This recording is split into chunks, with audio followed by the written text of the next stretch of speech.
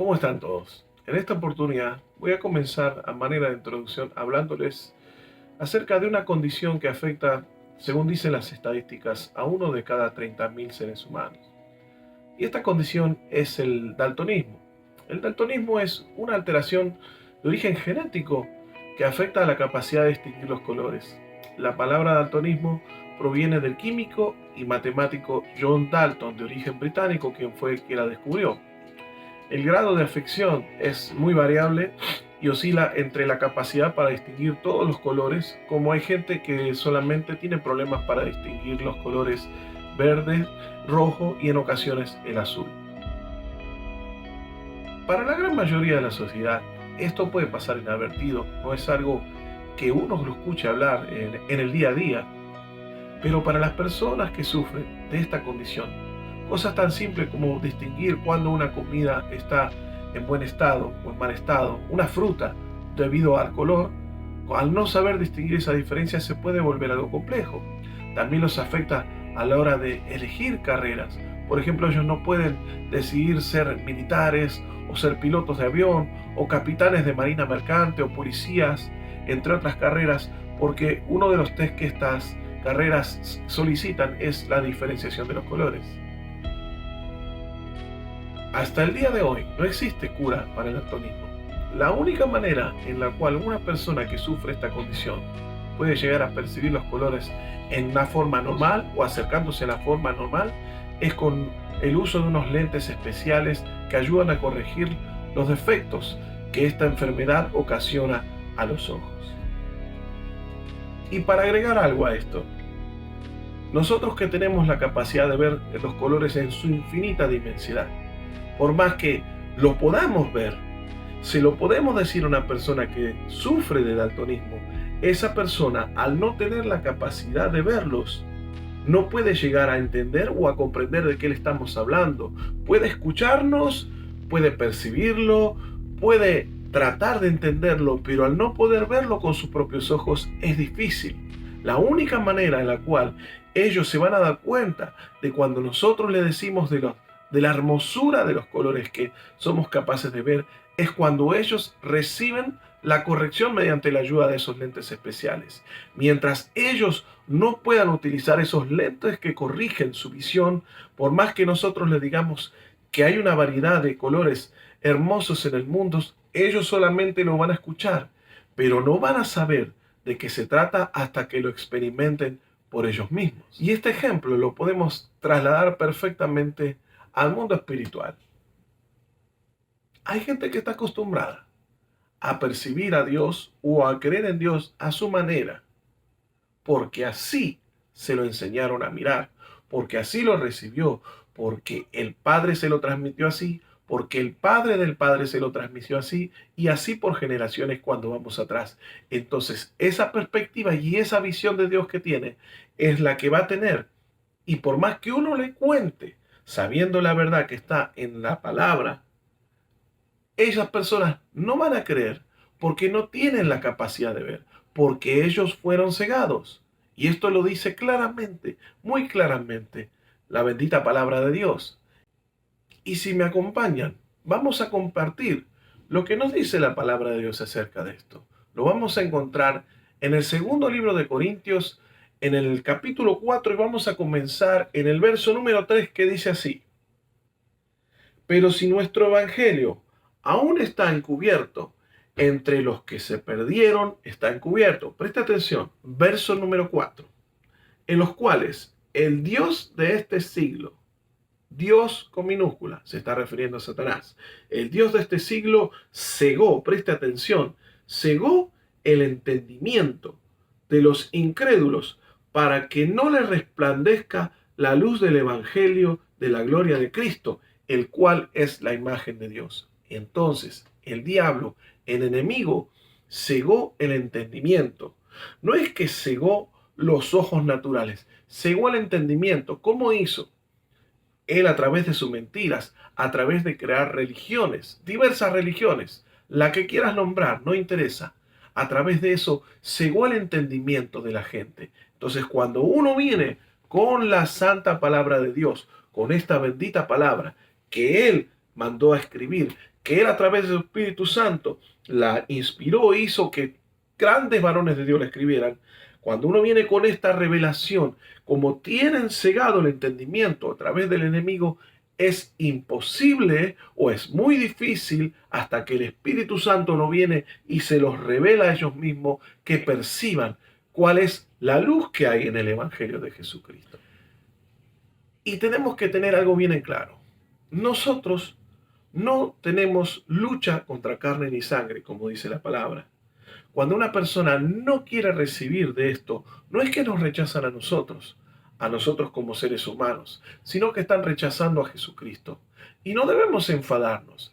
La mejor manera de ganarnos a aquellos que no creen es a través del amor, a través de la perseverancia, a través de un buen testimonio, a través de que ellos, si nos han conocido antes, en la manera que vivíamos, cuando vivíamos en pecado, que vean esa diferencia ahora, cómo somos ahora después de haber conocido a Jesucristo.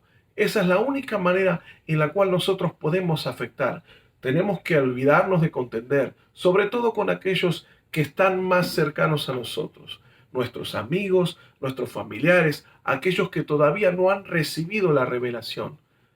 Por favor, no contendamos más, no es a través de gritos, no es a través de discusiones, no es a través de asustar a nadie, es a través del Espíritu Santo de Dios que esta palabra va a hacer que esas vendas que tenían cegado el entendimiento de estas personas puedan percibir la bondad, el amor, la misericordia y todo lo bueno que hay en Jesucristo. El apóstol Pablo escribió algo precioso. En el libro de los Efesios, el capítulo 4 y el verso 17 expresa lo siguiente. Dice así: esto pues digo y requiero en el Señor. Fíjese que no está usando un lenguaje violento ni mucho menos. Y requiero en el Señor que ya no viváis como viven los gentiles. Para los que no saben, vamos a poner un punto acá. Los gentiles somos nosotros. El Evangelio, primeramente, el Señor Jesucristo vino a hablarlo, a predicarlo a su pueblo. ¿Cuál es su pueblo? Los hebreos, los judíos. Los gentiles fuimos los agregados, los que fueron llamados más tarde a través del apóstol Pablo, que él fue el que se dedicó a predicar a los gentiles. Somos los gentiles los que no teníamos promesas en Dios. Eso ya está en claro. Sigamos adelante con la escritura.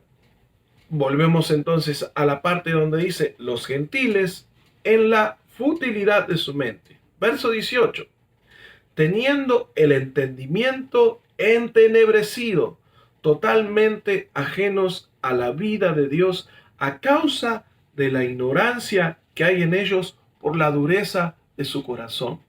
No solo fuimos cegados en nuestro entendimiento, pero también a causa de esa vida pecaminosa y de no tener la revelación de lo que nos quería enseñar el Señor a través de su palabra, nuestro corazón fue endurecido. Por eso el profeta dijo muy sabiamente que el Señor iba a quitar ese corazón de piedra para poner uno de carne. Recién acabamos de leer uno de los libros que escribió el apóstol Pablo. Un apóstol Pablo que escribió 13 libros de los 66 que tiene la Biblia. Ahora, este apóstol Pablo no nació siendo Pablo. No sé si lo mencionamos antes, pero hoy lo vamos a compartir. Él era Saulo de Tarso. Él era judío de nacimiento, ciudadano romano. Era una persona que dice la palabra en el libro de los Hechos que era celoso de la religión judía. Era judío entre judíos. Él había sido criado a los pies de Gamaliel, que fue un maestro de maestros, alguien muy sabio contemporáneo en esa época. Era una persona, este Saulo, que arrastraba a los cristianos, que los llevaba, que estuvo ahí cuando murió Esteban. Tiraron sus ropas, las ropas de Esteban las tiraron a los pies de Saulo y consintió en la muerte de Esteban cuando fue apedreado. No era una persona cualquiera, era alguien que se dedicaba a destruir la iglesia de Cristo, a perseguir la iglesia de Cristo. Pero ahora en el capítulo 9 del libro de los Hechos relata la conversión de Saulo. Así dice el subtítulo, conversión de Saulo. Y vamos a comenzar leyendo. En el verso 1 dice: Saulo, respirando aún amenazas de muerte contra los discípulos del Señor, vino al sumo sacerdote y le pidió cartas para las sinagogas de Damasco a fin de si hallase algún hombre o mujeres del camino, o sea, del cristianismo, los llevase presos a Jerusalén. Y en el verso 3 dice lo siguiente: mas yendo por el camino, aconteció que al llegar cerca de Damasco, repentinamente lo rodeó un resplandor de luz del cielo. Verso 4. Y cayendo en tierra, oyó una voz que decía: Saulo, Saulo, ¿por qué me persigues? Esa voz era la voz misma del Señor. El Señor mismo se le presentó a Saulo y dijo: ¿por qué me persigues? O sea, el Señor le está diciendo: cuando tú persigues a esos pequeños que se llaman cristianos, me estás persiguiendo a mí mismo. Voy a seguir en el verso 7 y dice: los hombres que iban con Saulo se pararon atónitos y oyendo a la verdad la voz la oían, pero no lo veían, no veían a nadie. En el verso 8 dice lo siguiente: entonces Saulo se levantó de tierra y abriendo los ojos no veía a nadie, así que levantándole por la mano le metieron en Damasco. La gente que iba con él, su tropa lo metió en Damasco. Vamos a ir al verso 10. Dice: había entonces en Damasco un discípulo llamado Ananías, a quien el Señor le dijo en visión, presten atención, Ananías. Y él respondió: heme aquí, Señor. Verso 11. Y el Señor le dijo: levántate y ve a la calle que se llama Derecha y busca en casa de Judas a uno llamado Saulo de Tarso, porque he aquí él ora. Verso 12. Y ha visto en visión a un varón llamado Ananías que entra y le pone las manos encima para que recobre la vista.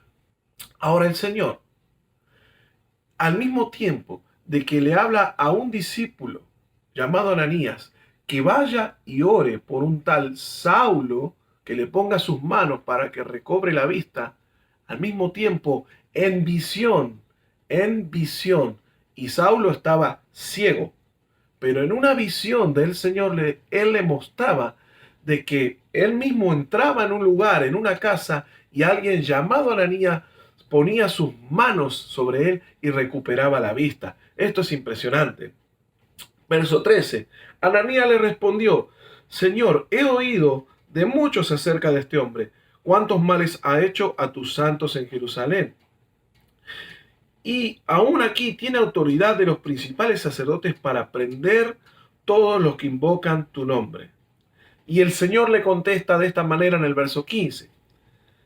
Ve, porque instrumento escogido me es este para llevar mi nombre en presencia de los gentiles y de reyes y de los hijos de Israel, porque yo les mostraré cuánto le es necesario sufrir o padecer por mi nombre. Verso 17.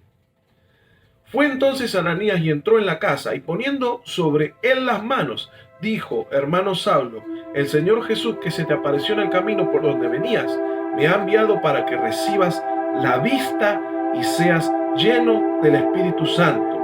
En el 18 dice lo siguiente, ay, esto está precioso, dice: y al momento le cayeron de los ojos como escamas, y recibió al instante la vista, y levantándose fue bautizado.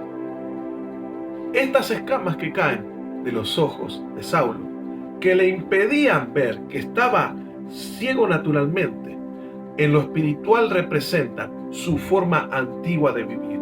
El Señor diciéndole: tú antes estabas ciego, no podías ver el llamado y el propósito que tenía para ti, pero a partir de ahora, así como esas escamas se cayeron de tus ojos y puedes ver que yo soy Dios, que yo soy Jesús, que yo soy tu Señor, y te voy a enviar a predicarle mi evangelio, mis buenas noticias a los gentiles.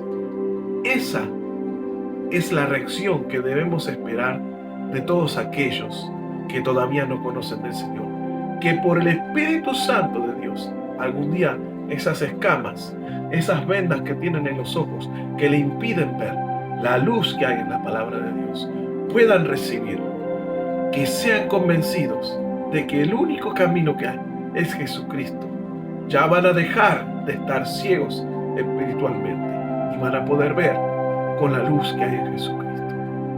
Muchas gracias por haberme dado de tu hermoso tiempo. Dios te bendiga y nos vemos en el próximo mensaje.